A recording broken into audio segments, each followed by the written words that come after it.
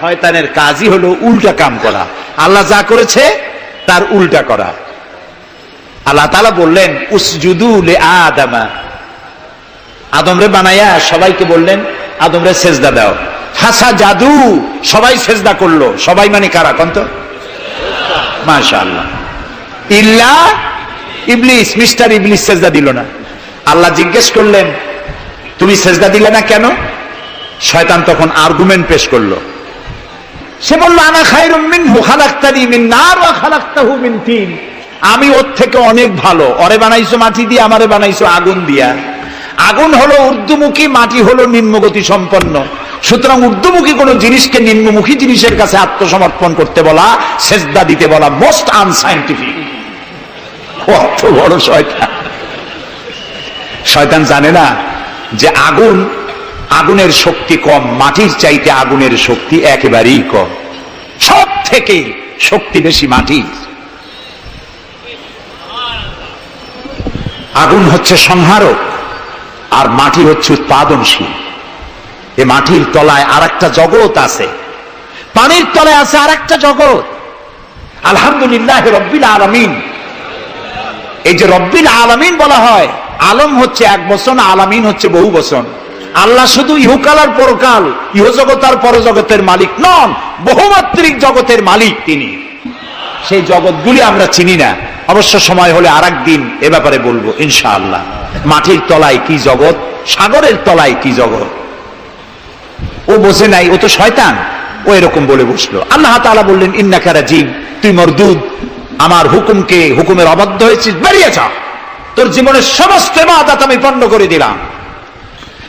শয়তান বলল আল্লাহ তাআলা আমার ইবাদত গুলি আদমের কারণেই পণ্ড হলো, তাই এতদিন কষ্ট করে ইবাদত করলাম, এর বিনিময়ে কিছু দেবে না? আল্লাহ কয় চাইস কি? কয় আমার 3 দফা দাবি। কি কি? 1 নম্বর, যে আদমের কারণে আমার সব শেষ হইল, শয়তান হয়ে গেলাম, এই আদম বাঁচবে কয়দিন? আল্লাহ তাআলা বললেন এরা তো কিয়ামত পর্যন্ত সন্তানেরা থাকবে। শয়তান বলল এই আদম সন্তানকে প্রতারণা করার জন্য আমাকেও কিয়ামত পর্যন্ত হায়াত দিতে হবে। আল্লাহ তাআলা বললেন মঞ্জুর। শয়তান বলল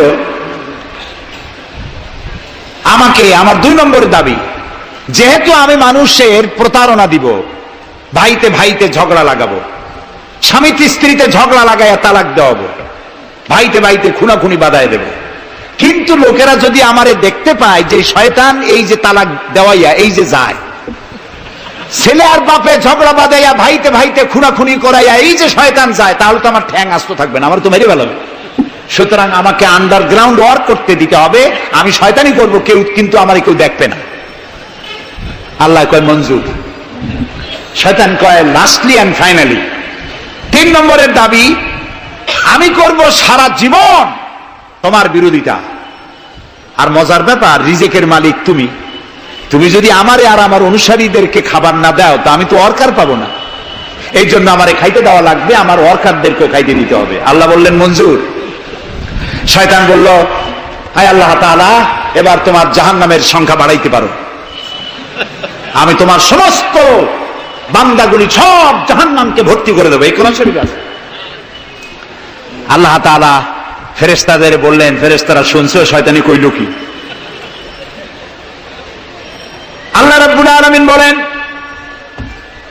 আমার ফেরেশতারা, আমার আদম সন্তানের, আমার বান্দারা যদি একটি শয়তানের প্রতারণায় পড়ে একটি যদি গুনার কাজ করার নিয়ত করে, কাজটা করে নাই, শুধু নিয়ত করেছে, ইচ্ছা করেছে, আমলনামায় কোনো গুনাহ লিখবে না।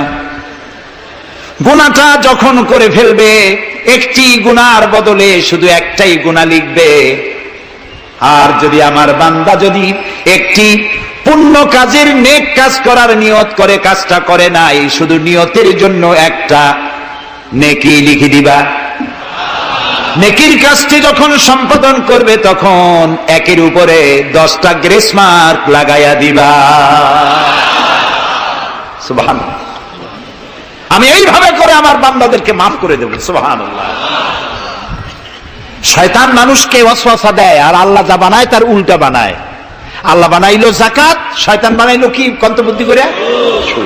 সুদে আর জাকাতে পার্থক্য কি? সুদ হচ্ছে ধনীদের গরিবদের কাছ থেকে নাও, ধনীদের দাও, আর জাকাত হচ্ছে ধনীদের কাছ থেকে নাও, সব গরিবদেরকে বন্টন করে দাও। সুবহানাল্লাহ। এর নাম জাকাত। আর এই কাজটি করার দায়িত্ব আল্লাহ দিলেন সরকারকে।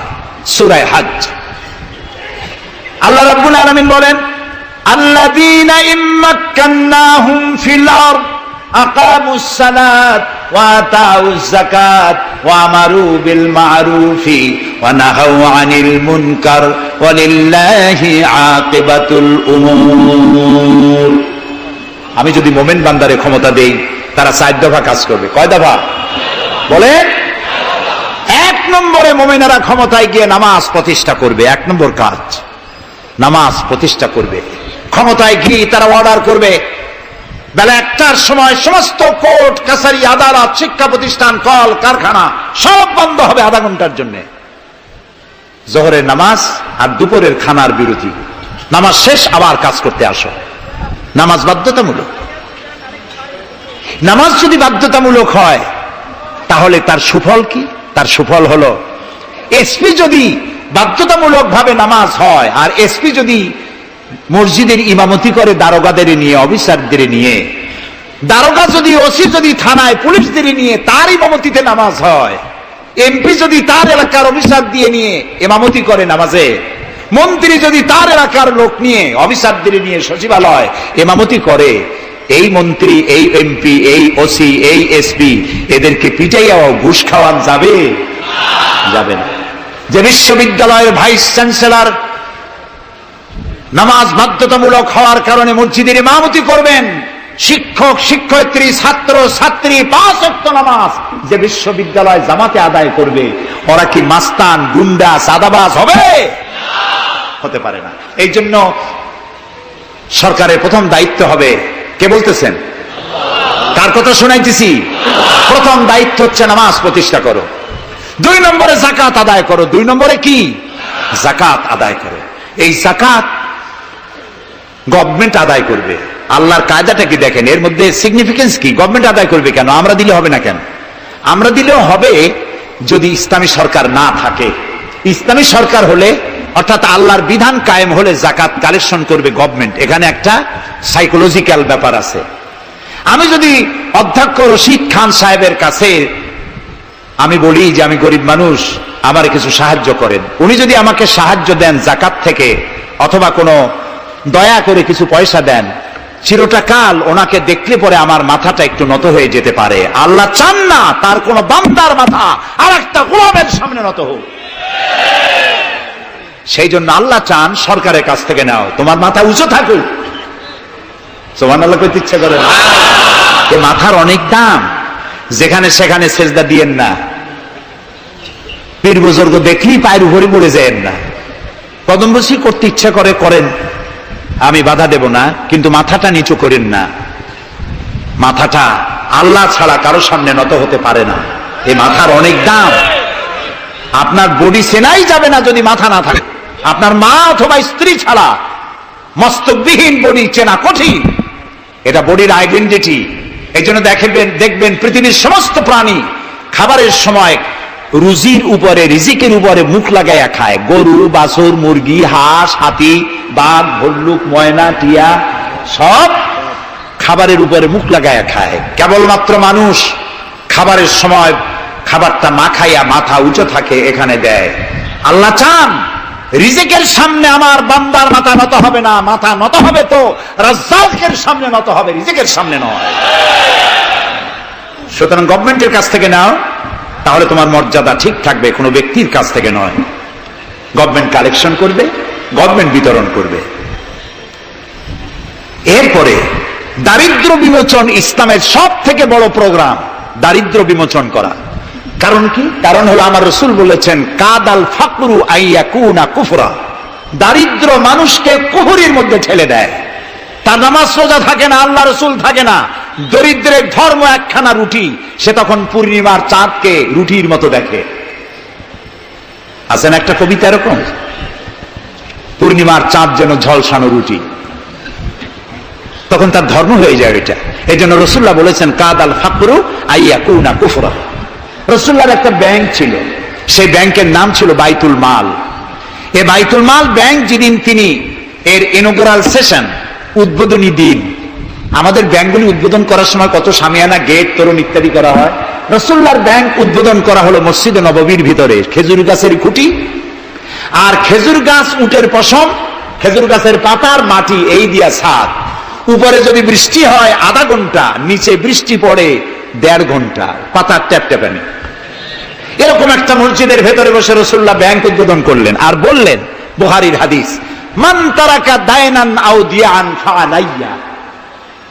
আমার রাষ্ট্রের ভিতরে কোন মানুষ যদি ঋণগ্রস্ত অবস্থায় মারা যায় আর তার ঋণ পরিশোধের অর্থ যদি না থাকে, তাহলে তার ঋণ পরিশোধের দায়িত্ব আর তার বিবি বাল বাচ্চা প্রতিপালনের দায়িত্ব আমি মুহাম্মদ আমার কাঁধের উপরে নিয়ে নিলাম।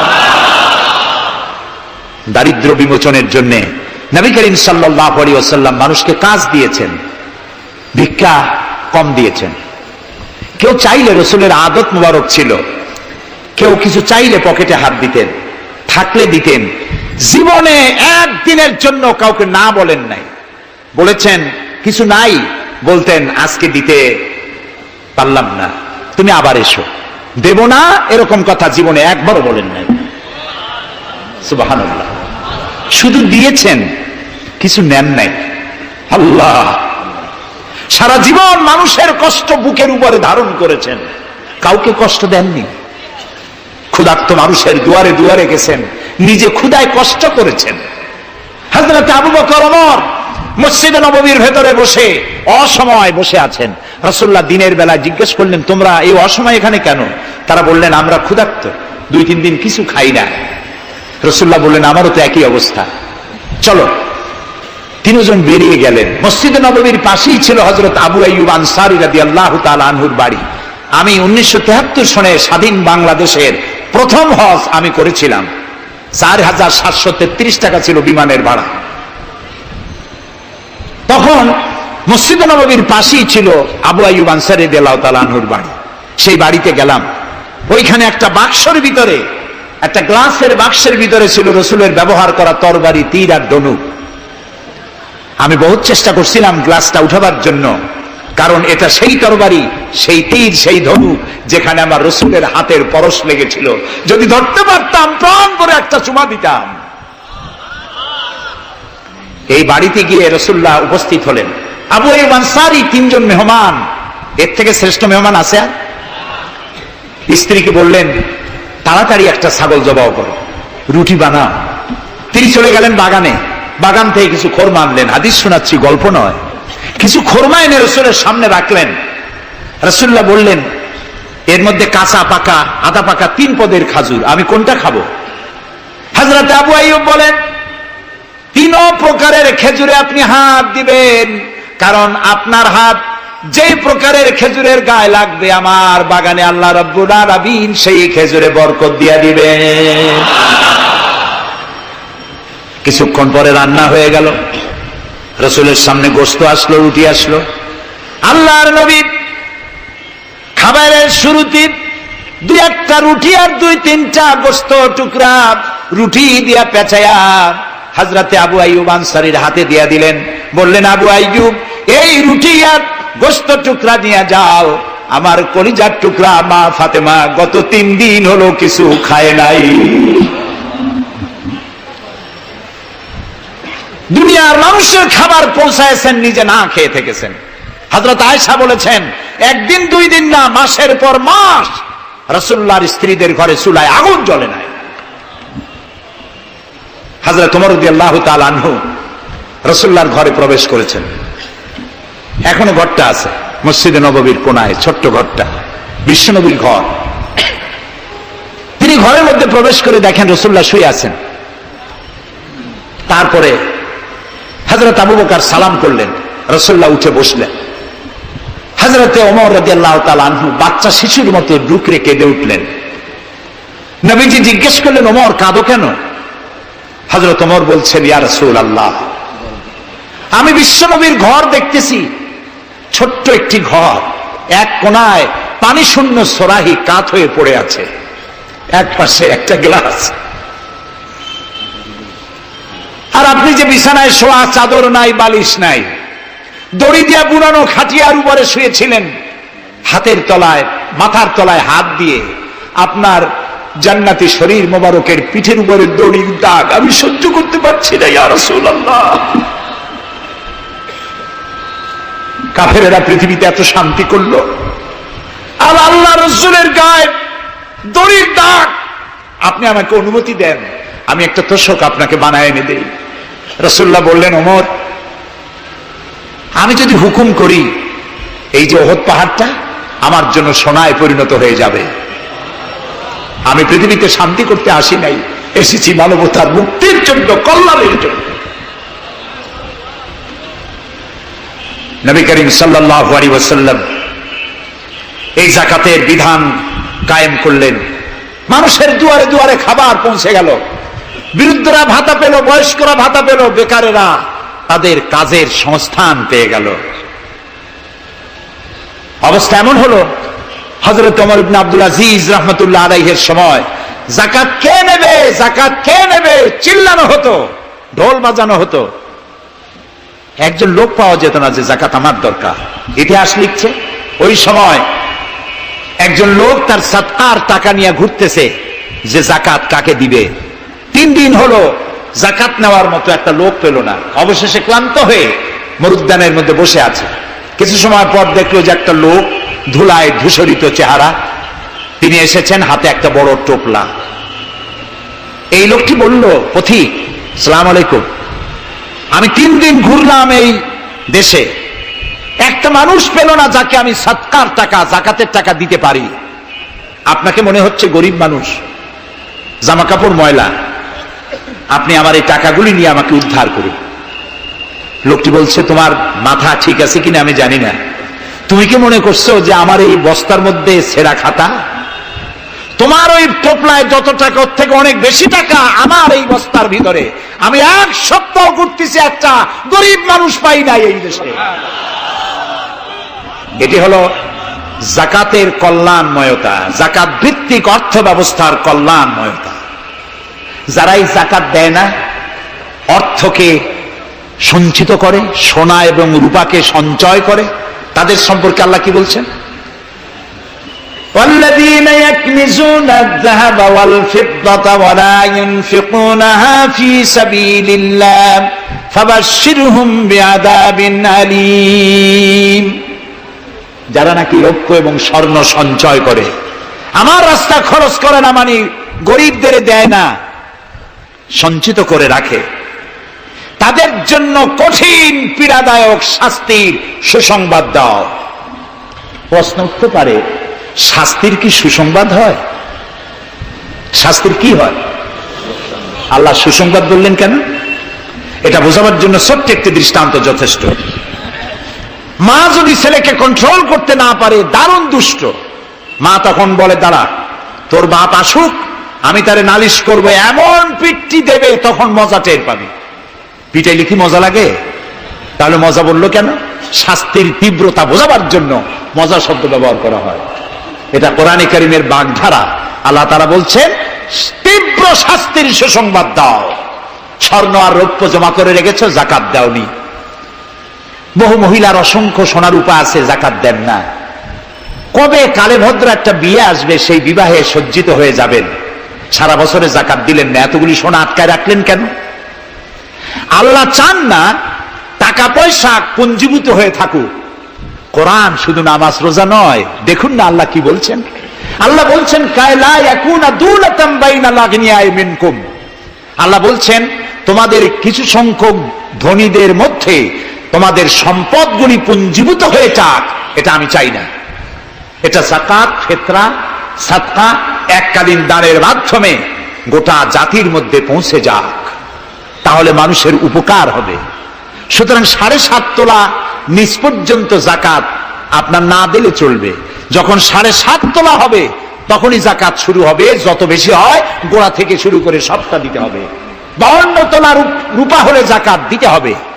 এই যাকাতের টাকা না দিয়ে যারা জমা করে রাখেন, শাস্তিটা কি হবে শোনেন। আল্লাহ শাস্তির ধরনও বলছেন, ইয়াউমা ইউহমা আলাইহা ফি নারে জাহান্নাম ফাতুকওয়া বিহা জিবাহুম ওয়া জুনুবুহুম ওয়া যুহুরুহুম হাযা মা কানাজতুম লিআনফুসিকুম তাকনিজুন। এমন একদিন আসবে যখন এই স্বর্ণ আর রৌপ্যকে জাহান্নামের আগুন দিয়ে জ্বালায়া সিল বানানো হবে, আর এই সিলগুলি তোমার কপালে, তোমার পার্শ্বদেশে, তোমার পৃষ্ঠদেশে সিল মারা হবে জাহান্নামের আগুন দিয়ে, আর বলা হবে হাযা মা কানাজতুম লিআনফুসিকুম, এই হলো তোমার সেই সব সঞ্চিত সম্পদ যা তুমি সঞ্চয় করে রেখেছিল, আল্লাহর রাস্তায় খরচ করো নাই। রাসূলের কাছে প্রশ্ন হয়েছে, ওয়ায়াসআলুনাকা মাযা ইউনফিকুন, হে রাসূল আপনাকে প্রশ্ন করা হয় যে কি খরচ করব। আল্লাহ তাআলা বলছেন কুলিল আফওয়া, বলুন প্রয়োজনের অতিরিক্ত জিনিস আল্লাহর রাস্তায় খরচ করে দাও। আমরা প্রয়োজনের অতিরিক্তটা ব্যাংকে জমা রাখি, আল্লাহ বলেন খরচ করো, যত খরচ করবে আল্লাহ তত বাড়াই দিবেন। দেখেন না আল্লাহ বাড়ায় কেমনে। আল্লাহরে বিশ্বাস করেন যে আল্লাহ যে বাড়াইতে পারেন, এটাকে বিশ্বাস করেন? এটি তো ইমানের প্রশ্ন। কেউ যদি জবাব দিতে ব্যর্থ হন তাহলে তো কুলক্ষণ। আল্লাহ কি সম্পদ কমানো আর বাড়ানোর মালিক কে? ইয়ামহাকুহুল্লাহুর রিবা ওয়া ইউরবিস সাদাকাত। আল্লাহ তাআলা বলছেন আমি সুদকে ধ্বংস করি আর সাদকাকে বৃদ্ধি করি। হালালে বরকত হয়, হারামে বরকত হয় না। আজ গোটা পৃথিবীতে, শুধু বাংলাদেশে নয়, গোটা বিশ্বে ওয়ার্ল্ড ব্যাংকের দৃষ্টিতে ইসলামী ব্যাংক পৃথিবীতে সব থেকে সফল ব্যাংক। তাও আলহামদুলিল্লাহ কব না। কেন? কারণ হালালে বরকত হয়, হারামে বরকত হবে না। আচ্ছা, কুত্তায় বাচ্চা দেয় কয়টা কন্ত? অর্থ ফ্যামিলি প্ল্যানিং নাই, জনমের মতো হয়। এই কুত্তাগুলি যদি সব বাঁচত তাহলে বরিশাল দিয়ে হাঁটতে পারতেন? কুত্তার জ্বালায় হাঁটতেই পারতেন না। গরুতে, গাভীতে বাছুর দেয় কয়টা বছরে? একটা, মাত্র একটি। আর মুসলমানেরা গরু যা জন্মের খাওয়া খায়, তারপরেও কুত্তা বেশি না গরু বেশি? এই কারণে, যেহেতু গরু হালাল তাই গরুতে বরকত, কুত্তা হারাম তাই বরকত নাই। ইসলামী ব্যাংক শুধু ব্যাংকিং সেক্টরে কাজ করে না, জাতির কল্যাণমূলক বহু সংখ্যক কাজ তারা করে থাকে। ইসলামী ব্যাংক হাসপাতাল, ইসলামী ব্যাংক ব্যাংকের জন্য কলেজ, ইসলামী ব্যাংক দিয়ে যখন ডিজাস্টার হয়, দুর্ভিক্ষ হয়, যখন বন্যা হয়, জলোচ্ছ্বাস হয়, লক্ষ কোটি কোটি টাকা তারা দুহাতে বিতরণ করে। হ্যাঁ, অনেক প্রকল্প আছে। মেধাবী ছাত্র, গরিব ছাত্রদেরকে স্টাইপেন্ড দেয়, বিধবা নারীদেরকে কি বলে সেলাই করে, সেলাই মেশিন দেয়। যাকাত, আর একটু বলি, আপনারা বিরক্ত হন না তো? যাকাত আমরা কি করি? বছরে একদিন শাড়ি আর লুঙ্গি কিনে প্রদর্শন করি, এক্সিবিশন। অমুক সাহেব যাকাত দেবেন, আপনারা আসবেন। দলে দলে ফকিররা আসলো, একটা লুঙ্গি আর শাড়ি নিতে গিয়ে পদপিষ্ট হয়ে 5টা 10টা মারা গেল। হয় নাই বাংলাদেশে? এই প্রদর্শনী এক্সিবিশনের কোনো মানে নাই। যাকাত নিতে তোমার বাড়ি কেন লোক আসবে? তুমি যাকাতের টাকা তার হকদারের কাছে পৌঁছাইয়া দিবা। কারণ গরিব তোমার করুণার পাত্র নয়। অফি আমওয়ালিহিম হাক্কুল লিসাইলি ওয়াল মাহরুম। আল্লাহ তাআলা বলছেন তোমার সম্পদের ভিতরে গরিবদের অধিকার আছে। গরিব তোমার করুণার পাত্র নয়। যাকাত দিয়ে আসো তার বাড়ি যায়। তবে শাড়ি আর লুঙ্গি দেওয়া কোনো অর্থবহ কাজ নয়। কি দিবেন? রাসূলুল্লাহর কাছ থেকে শিখুন। ওই যে একজন আসলো, ভিক্ষা চাইল, বলল তোমার কি কিছু নাই? বলল আছে। কি আছে কন্ত? মাশাআল্লাহ, জানি সবাই, কিন্তু আমল করি না। দুনিয়ায় যত ভালো কথা সব বলা হয়ে গেছে, বাকি আছে শুধু পালন করা। রাসূলুল্লাহ তাকে বললেন কম্বল আনো। বিক্রি করে কিনলেন কি? কুড়াল। রাসূলুল্লাহ তার নিজের পবিত্র হাত দিয়ে কুড়ালে হাতল লাগায় দিলেন। বললেন যাও জঙ্গলে কাঠ কাটো, বাজারে বিক্রি করো, ভিক্ষা কোনোদিন আর করবা না। 1 বছর পর, হাদিস শুনুন, 1 বছর পর ওই ভিক্ষুক এসে বলছেন আসসালামু আলাইকা ইয়া রাসূলুল্লাহ। হুজুর, আপনি আমাকে চিনেছেন? আমি সেই ভিক্ষুক যে ভিক্ষা নিতে এসেছিলাম, আপনি আমাকে ভিক্ষা না দিয়ে কুড়াল দিছিলেন, কুড়াল দিয়া কাঠ কাটিয়া বাজারে বিক্রি করে আমার কাছে এখন জাকাত দেওয়ার মতো অর্থ জমা হয়ে গেছে। এটার নাম ইসলাম। শুধু নামাজ রোজা জিকির আজগারের জন্য শুধু নয়, নামাজ রোজা জিকির আজগার তো করব, কিন্তু আমার মানুষকে দারিদ্র বিমোচন করতে হবে। সুতরাং জাকাতের টাকা দিয়ে একটা শিক্ষিত বেকার যুবককে একটা কম্পিউটার কিনে দেন, একটা বিধবা মহিলাকে একটা সেলাই মেশিন কিনে দেন, তার সতীত্ব সে বাঁচাতে পারবে। ক্ষুধার জ্বালায় মানুষ যখন অসহনীয় পর্যায়ে চলে যায়, তখন সে দেহ ব্যবসার মতো নিকৃষ্ট পর্যায়েও চলে যায়। এজন্য ধনীরা দায়ী হবে আল্লাহর কাছে। কচু গাছ কাটতে কাটতেই মানুষ খুন করে। একটা এতিম বাচ্চা ক্ষুধার জ্বালায় ঘুরতেছে, ওই বাচ্চাটি আপনি তাকে একটু আদর করেন, ওরে আপনি একটা চীনাবাদামের বাক্স কিনে দেন 50 টাকা 100 টাকা দিয়া, কিছু চীনাবাদামের পুঁজি দেন, একটা পানের খিলি বানাইয়া বিক্রি করার পুঁজি দেন, কয়েকটা বুট পলিশের কালি আর ব্রাশ কিনে দেন, সে রাস্তায় বসে জুতা পালিশ করবে, ছেলেটি পকেট মারা থেকে চুরি করা থেকে বেঁচে যাবে, সমাজ সংস্কার হবে, সমাজ অপরাধ মুক্ত হবে, সমাজ থেকে দারিদ্র বিমোচন হবে। আলহামদুলিল্লাহ বলে। আপনি কি জানেন এই যে গাছগুলি লাগালে পরে কত সওয়াব হয়, এবং দারিদ্র বিমোচনের জন্য গাছের কি বিশাল ভূমিকা। রাসূলুল্লাহ বলেছেন হাদিস, তোমার কাছে যদি এমন খবর আসে যে কিয়ামত হচ্ছে, আর তখন যদি তোমার কাছে কোনো গাছের চারা থাকে, কিয়ামত হচ্ছে, গাছের চারাটি কিয়ামত আসার পূর্বেই গাছের চারাটি লাগিয়ে যাও, কিয়ামতের দিন সদকায়ে জারিয়ার সওয়াব পেয়ে যাবে। একটি গাছ যদি কেউ লাগায়, ওই গাছে যত পাখি বসবে, ফল হবে, মানুষে খাবে, আশ্রয় নেবে মানুষেরা, কিয়ামত পর্যন্ত সদকায়ে জারিয়ার সওয়াব মানুষ কবরে বসে বসে পেতে থাকবে। সব জায়গায় সওয়াব আর সওয়াব জানি না, খালি মনে করি ইল্লাল্লাহ ইল্লাল্লাহ বলতে পারলেই সওয়াব। আর খালি ইল্লাল্লাহ বলবেন বা কেন? যারা এই ধরনের জিকির করেন, আমার মনে দারুণ প্রশ্ন, জবাব খুঁজে পাই নাই। আল্লাহর কলেমাকে খণ্ডিত করে জিকির করার পারমিশন কোন হাদিস দিয়েছে? কে দিয়েছে এই পারমিশন? লা ইলাহা ইল্লাল্লাহ, এটা হলো পূর্ণাঙ্গ কালেমা, কমপ্লিট হচ্ছে মুহাম্মদুর রাসূলুল্লাহ। আফজালুল যিকর লা ইলাহা ইল্লাল্লাহ। কতক্ষণ লা ইলাহা ইল্লাল্লাহ, কতক্ষণ ইল্লাল্লাহ ইল্লাল্লাহ ইল্লাল্লাহ। এর অর্থ কি? আল্লাহ ছাড়া, আল্লাহ ছাড়া, আল্লাহ ছাড়া। আল্লাহ ছাড়া কি? কমন সেন্সের শুধু কমন বাদ দিয়া শুধু সেন্স যদি থাকে, কোন মুসলমানের এমন জিকির করা উচিত নয়। তবে common sense is very uncommon. দুর্ভাগ্য জাতি। প্রিয় ভাই, সব দারিদ্র বিমোচনের জন্য আল্লাহ তাআলা এসব ব্যবস্থা করে রেখেছেন। কাজ করে খাও, আয় থেকে দায় শোধ করো। আপনার পুকুর কেটে চতুর্দিকে পুকুরের কান্দায় পেঁপে গাছ লাগান, কলা গাছ লাগান। হাঁস পালেন, হাঁসগুলি পানিতে সাঁতার কাটবে, ভেতরে মাছ থাকবে, হাঁসের পায়খানা খেয়ে মাছ বড় হবে, হাঁস বড় হয়ে ডিম দেবে। এই ডিম বিক্রি করবেন, মুরগি বিক্রি করবেন, পেঁপে বিক্রি করবেন, কলা বিক্রি করবেন। মানুষের কাছে হাত পাতার চাইতে নিকৃষ্ট কাজ আর নাই। রাসূলুল্লাহ বলেছেন, আল্লাহর কাছে এই রকমের হাতের চাইতে এই রকমের হাতের মর্যাদা বেশি। এইটার নাম কি? চাওয়া। বলেন, এইটার নাম কি? এইটার নাম আল্লাহর কাছে এইটার কোনো দাম নাই, কোনো দাম নাই। আল্লাহর কাছে দাম এইটা। এই জন্য যারা শ্রমিকদের সম্পর্কে আমার রাসূল বলেছেন, আল কাসিবু হাবিবুল্লাহ, যারা সহজে উপার্জন করে খায় ওরা আল্লাহর বন্ধু। আপনারা শ্রমিক না, সেই জন্য সুবহানাল্লাহ কইতে পারলেন না। আলহামদুলিল্লাহ বলে। রাসূলুল্লাহর হাদিস শোনাচ্ছি, আমি গাজী কালু চম্পাবতীর পুঁথি শোনাচ্ছি না।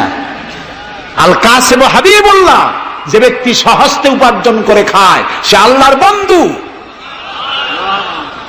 এখন যদি কোন রিকশাওয়ালা, কুলি মজুর, ঠেলাওয়ালা যদি মনে করে আল্লাহর বন্ধু যখন হইছি নামাজ রোজা দিয়ার করবো কি, এটি কিন্তু ঠিক নয়।